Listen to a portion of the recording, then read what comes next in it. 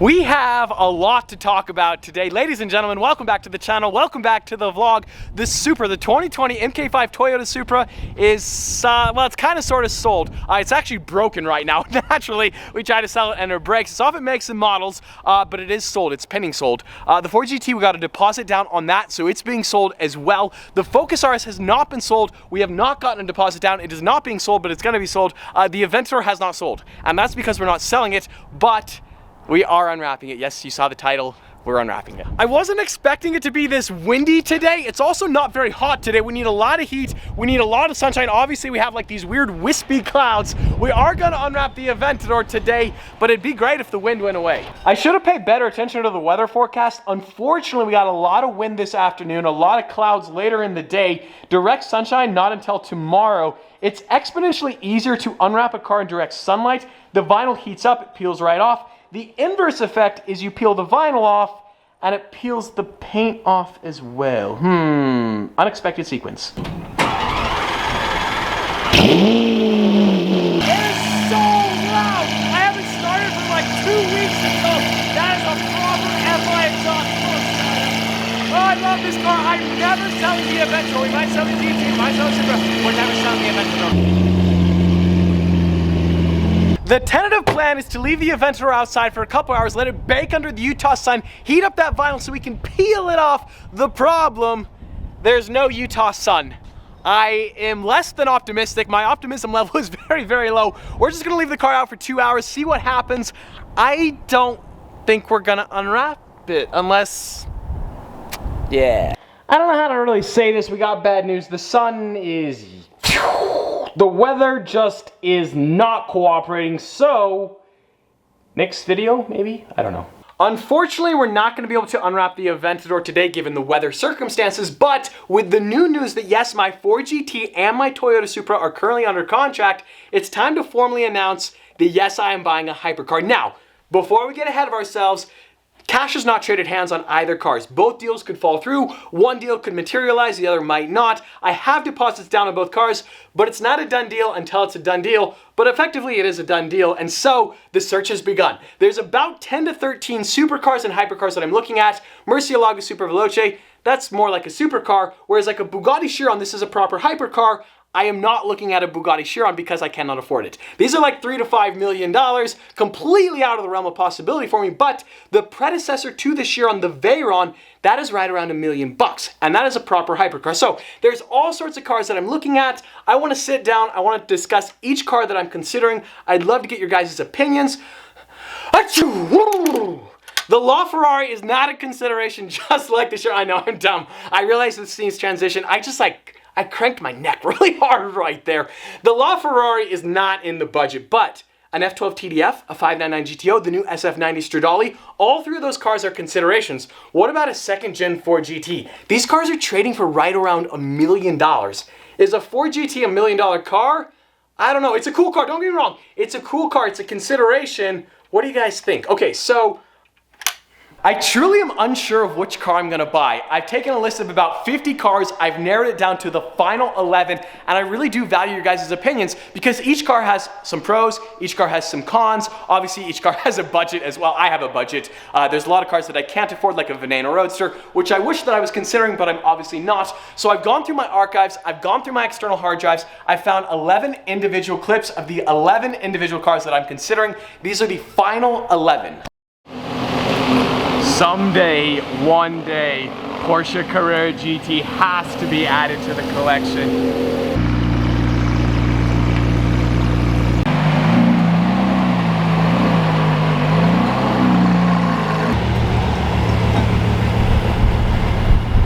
The squad, the Koenigsegg squad, the Ghost Squadron, and the Wider BC. I don't think there has ever been a greater moment in my entire life. I have one goal in life, not really one goal, but one of my main goals in life is to own a Koenigsegg someday. I cannot thank Mike enough for letting me drive this car.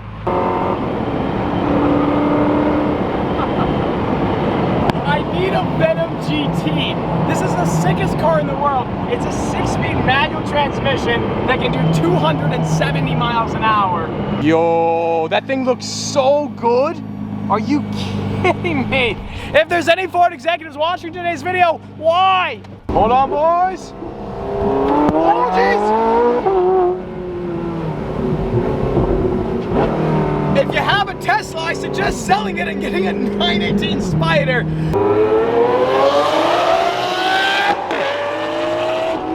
Murcielago coming to the squad soon. Unfortunately, the P1 is not sticking around today, but that car looks so sick. A Utah plated P1. That Koenigsegg clip just gave me the chills. I kind of sort of snaked you guys. There's only 10 cars I'm considering. I can't afford a Koenigsegg. They're upwards of $2 million. As much as I would love an Agera R, the time is not now, hopefully later. So sorry. I mean, it's not that I can't afford it. There's three main factors that will determine which car you end up buying. Most importantly, the price, the purchase price, obviously. Lexus LFA, that's at the bottom end of the range, $600,000. P1 918, upwards of $1.3 million.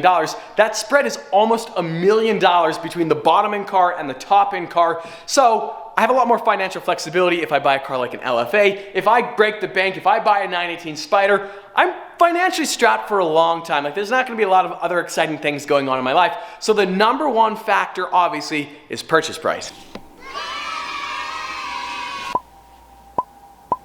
Now, the second major consideration is maintenance. If I buy a car like a Ford GT, more than likely it's gonna be under warranty. If I blow the transmission, I call a flatbed truck, I trailer it 5 miles to the Ford dealership, they fix it under warranty, I'm good to go. If I buy a Bugatti Veyron and I blow the transmission, first and foremost, this could be a surprise to you guys. Most of you probably know this. There's not a Bugatti dealer in Salt Lake City, Utah. There's not a Bugatti dealer within 500 miles of Salt Lake City, Utah. If I blow the transmission, it's not under warranty, and it's probably $100,000+. The third consideration, and maybe the most important, maybe not, I'm not really sure, is the valuation over time. We're talking appreciation versus depreciation. The Ford GT is a great example. This car is currently on AutoTrader for sale for right around $1 million to $1.1 million. The Bugatti Veyron, the legendary Veyron, is also for sale for right around $1 million to $1.2 million. There is no way in 10 years that a Ford GT is going to be worth the same as a Bugatti Veyron. This car is hype. A bunch of people just like me got rejected for the Ford GT. These guys have more money than they know what to do with. They're going to go buy a Ford GT and overpay for it. But in 5 to 10 years, the market's going to be flooded and the value is going to drop. These cars will be worth $600,000-$700,000. Whereas the Veyron, that car is only going up in value. But like I said earlier, you blow the trans on a Veyron, you're kind of sort of screwed. You're not screwed, you're pretty much screwed. Ford GT, you're under warranty, you're kind of sort of okay. We're first going to start off with the Porsche Carrera GT. Back in 2005, this car brand new was $440,000. There's only 4 of them for sale on AutoTrader. They range from $699 upwards of $975,000. So Porsches obviously are great collector's cars. 6-speed manual transmission, V10. You guys know the history of the CGT. It's a very, very famous car. It's only going to continue to go up in value. This 975 car, it has 338 miles on it. Come on, bro. Like 15 years, 338 miles, where this silver car, $699, 7,000 miles on it. What do you guys think? Porsche Carrera GT. Now we're moving on to the Lexus LFA. Lexus only built 500 of these worldwide, one of the best sounding V10 cars in the entire world. It's really the only proper Japanese supercar hypercar. If you own an Acura NSX, don't be offended, but the LFA is a different stratosphere. You have to admit, it just is. There's only 5 of them for sale on AutoTrader. They range from $450,000 upwards to $600,000. I'm telling you guys, the LFA is one of the best investment grade supercars.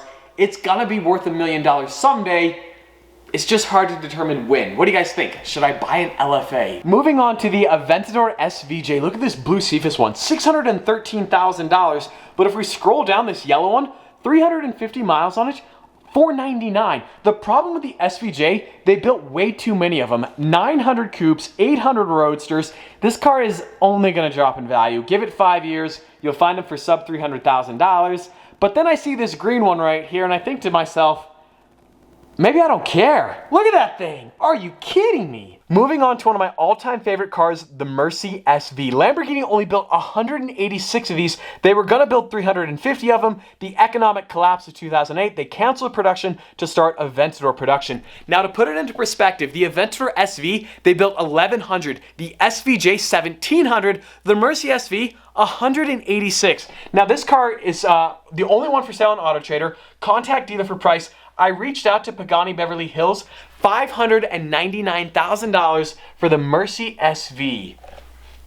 This is $1 million car someday. 2 weeks ago, I drove a McLaren Senna, one of the coolest cars in the entire world. McLarens make the fastest cars, and the Senna's like the fastest of the fastest. They only built 500 worldwide, but there is 19 for sale on AutoTrader in the United States alone right now. That number is astronomical. For there to be 19 US spec Sennas for sale already, that is not a very good sign of times to come. We all know that McLarens are notorious depreciation machines. You can pick up a used 650S for like $125,000. Brand new, that car was like $330,000. So the Senna is one of the coolest cars in the world. There's 19 of them for sale. The cheapest one on AutoTrader is $845,000. I know a couple people who've reached out to me who offered Sennas to me under $800,000. 6 months ago, they were trading for like 1.2, 1.3, 1.4, maybe. Besides the F1, the P1 is my favorite McLaren ever built. I mean, it is just so iconic. It is a proper successor to the legendary F1. This one has 176 miles on it, $1.6 million. In 5 years, they drove it 176 miles. Let that sink in. The one above it has 8,000 miles on it for $1.8 million. So you compare those prices, you compare those miles, you're confused, I'm confused. The P1, I think, is going to beat the McLaren depreciation curve. I think it's an iconic car. I think it will always be worth a ton of money. The P1, the biggest concern would be the battery technology.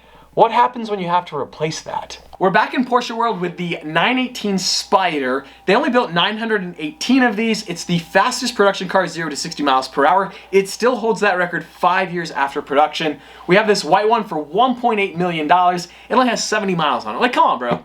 5 years, 70 miles, give me a break. There's only 10 of them for sale on AutoTrader. Highest mileage, 5,354 miles. The cheapest one is $1.3 million. 918 Spyder. Earlier I misspoke. I said the Mercy SV was the rarest car I was looking at. They only built 13 Venom GTs, so obviously that was totally wrong. $1.25 million. There's only 13 of these in the entire world. This car could be like a diamond in the rough. This car could be worth a fortune someday, or it could also do the opposite. You just don't really know. The Hennessy brand has continued to grow. If the F5 does indeed hit 300 miles an hour, if it sets a production car record, the Venom GT will only be worth more. This car did 270 miles an hour in the past. It's also been for sale for forever here at Choice Auto Sales in Pennsylvania. The Venom GT, that car would be cool. This is the outlier. I don't know, guys. Like, maybe I should. I find this to be hilarious. I went to Choice Auto Sales website. They have Dodge Challengers, Ford F-250s, BMW 6 Series, some motorhome, and then they just have a random Venom GT for sale. Like, what in the world is going on? I'm pretty nervous to buy a hypercar. This is the biggest financial decision, the biggest financial risk of my entire life.